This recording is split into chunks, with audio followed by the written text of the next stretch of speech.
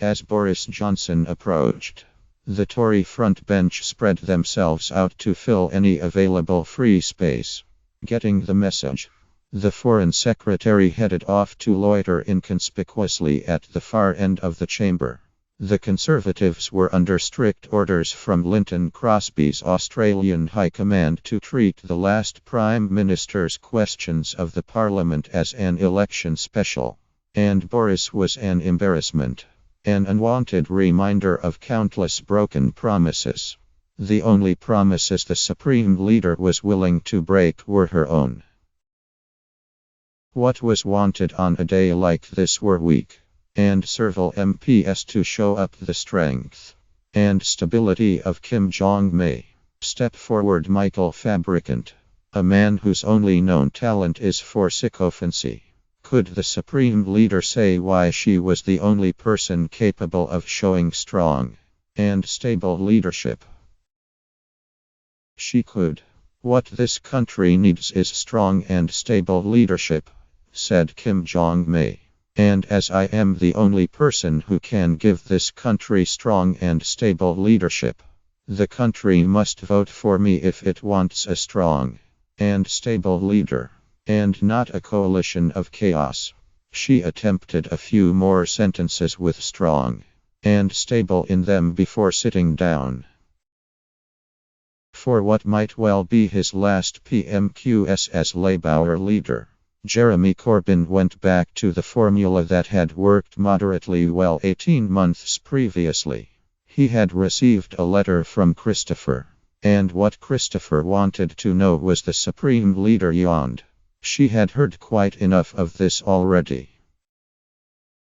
There was only one thing Christopher needed to know.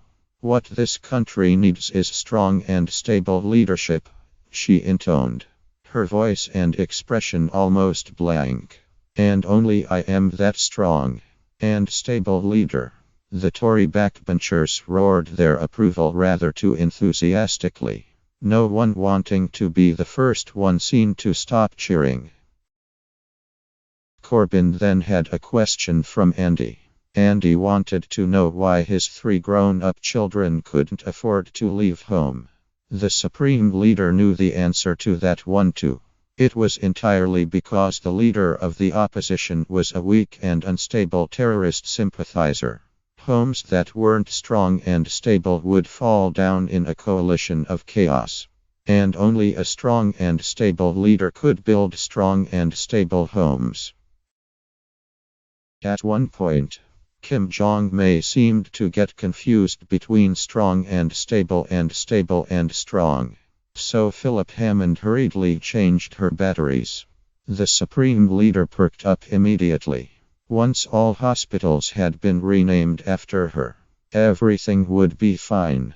If Laura voted for a strong and stable leader, then she could have a strong and stable hospital.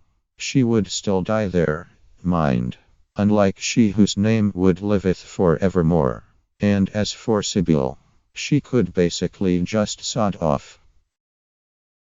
The only interruption to the Supreme Leader's magnificence came from the Spence Angus Robertson, who asked whether the Tories were committed to keeping the triple lock on pensions.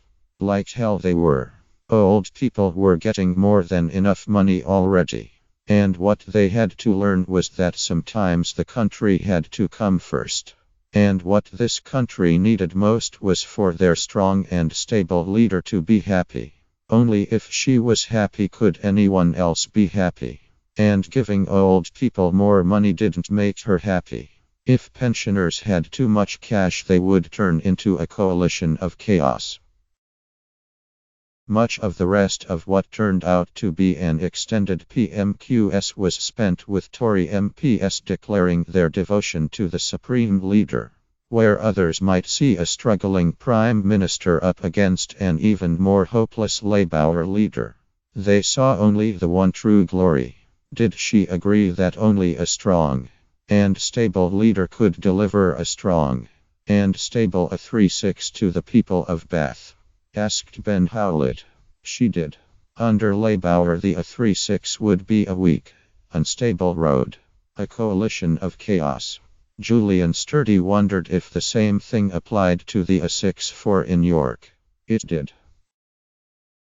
The session ended with many of the MPs who are standing down in June giving everyone a reminder of why they won't be missed.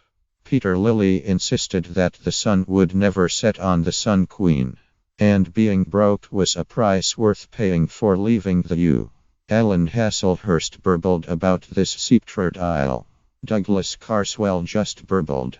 The last question went to Simon Burns. Was the Supreme Leader aware that she alone could be the Supreme Leader? Kim Jong-May rose to her feet for the blessing. She was the light. She was the way. She was the rapture of all raptures. Strength through weakness. Stability through instability. Power through mediocrity.